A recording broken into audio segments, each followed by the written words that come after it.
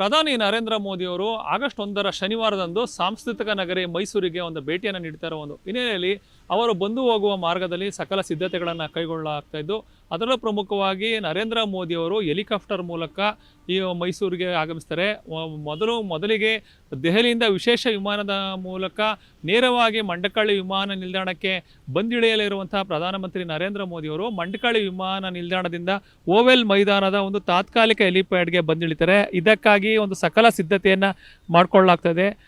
Vowel ಮೈದಾನದಲ್ಲಿ ಒಟ್ಟು 3 ಹೆಲಿಕಾಪ್ಟರ್ಗಳು ಇಳಿಯೋದಕ್ಕೆ ಒಂದು ವ್ಯವಸ್ಥೆಯನ್ನು ಮಾಡಿಕೊಳ್ಳಲಾಗ್ತಾಯಿದೆ. ಇದೇ ಒಂದು ಕಾರಣದಿಂದ ಸಂಬಂಧಪಟ್ಟ ಇಲಾಖೆಗಳ ಹಿರಿಯ ಅಧಿಕಾರಿಗಳ ತಂಡ ಈಗಾಗಲೇ ಓವೆಲ್ ಮೈದಾನದಲ್ಲಿ ಬಂದು ಪರಿಶೀಲನೆಯನ್ನು ಮಾಡಿದೆ. ಯಾವ ರೀತಿ ಎಲ್ಲೆಲ್ಲಿ ಲ್ಯಾಂಡ್ ಆಗಬೇಕು, ಯಾವ್ಯಾವ ಹೆಲಿಕಾಪ್ಟರ್ ಎಲ್ಲೆಲ್ಲಿ ಲ್ಯಾಂಡ್ ಆಗಬೇಕು ಅನ್ನೋ ಒಂದು ನಿರ್ದೇಶನವನ್ನು ನೀಡುವ ಒಂದು ರಿಹರ್ಸಲ್ ಕೂಡ ಇದೀಗ ಸಾಗಿದೆ.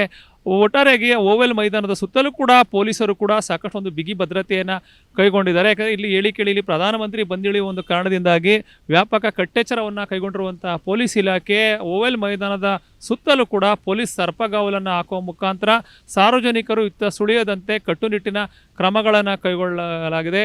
ಪ್ರಧಾನಮಂತ್ರಿ ನರೇಂದ್ರ ಮೋದಿಯವರು ಮಂಡಕಳ್ಳಿ ವಿಮಾನ ನಿಲ್ದಾಣದಿಂದ ವಿಶೇಷ ಹೆಲಿಕಾಪ್ಟರ್ ಮೂಲಕ ಇಲ್ಲಿಗೆ ಬಂದಿಳಿದ ನಂತರ ಇಲ್ಲಿಂದ ರಸ್ತೆ ಮಾರ್ಗವಾಗಿ ಮೈಸೂರಿನ ನಾರಾಯಣಶಾಸ್ತ್ರಿ ರಸ್ತೆಯಲ್ಲಿರುವಂಥ ವಿವೇಕ ಸ್ಮಾರಕ ಸ್ಥಳಕ್ಕೆ ತೆರಳಿ ಅಲ್ಲಿ ನಿಗದಿಯಾಗಿರುವಂಥ ಕಾರ್ಯಕ್ರಮದಲ್ಲಿ ಭಾಗಿಯಾಗ್ತಾರೆ. ಅಲ್ಲಿಂದ ಮತ್ತೆ ರಸ್ತೆ ಮಾರ್ಗವಾಗಿಯೇ KRS ರಸ್ತೆಯಲ್ಲಿ ಇರುವಂತಹ ರಾಮಕೃಷ್ಣ ಆಶ್ರಮಕ್ಕೆ ತೆರಳಿ ಅಲ್ಲಿ ನಿಗದಿಯಾಗಿರುವಂಥ ಪೂರ್ವ ನಿಗದಿತ ಕಾರ್ಯಕ್ರಮದಲ್ಲಿ ಭಾಗಿಯಾಗ್ತಾರೆ.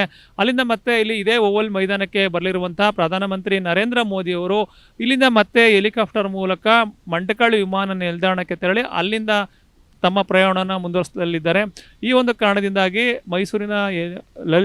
ಮೈಸೂರಿನ ಓವಲ್ ಮೈದಾನದಲ್ಲಿ ಈಗ ಹೆಲಿಕಾಪ್ಟರ್ ಬಂದಿಳಿಯೋದಕ್ಕೆ ಸಕಲ ಸಿದ್ಧತೆಗಳನ್ನ ಕೈಗೊಳ್ಳಲಾಗಿದ್ದು, ಸಂಬಂಧಪಟ್ಟ ಇಲಾಖೆ ಅಂದರೆ SPG ಕೂಡ ಇಲ್ಲಿ ಬಂದಿದ್ದು ಒಂದು ಭದ್ರತೆಯನ್ನು ಪರಿಶೀಲನೆ ಮಾಡಿದೆ. ಅದರ ಜೊತೆಗೆ ಸ್ಥಳೀಯ ಪೊಲೀಸರು ಕೂಡ ಇಲ್ಲಿ ಕಾರ್ಯನಿರತರಾಗುವ ಮುಖಾಂತರ ಯಾವುದೇ ಅಚಾತುರ್ಯಗಳಾಗದಂತೆ ಕಟ್ಟುನಿಟ್ಟಿನ ಕ್ರಮಗಳಲ್ಲಿ ಕೈಗೊಳ್ಳುವುದರಲ್ಲಿ ಈಗ ನಿರತರಾಗಿದ್ದಾರೆ ಅಂತ ಹೇಳ್ಬೋದು.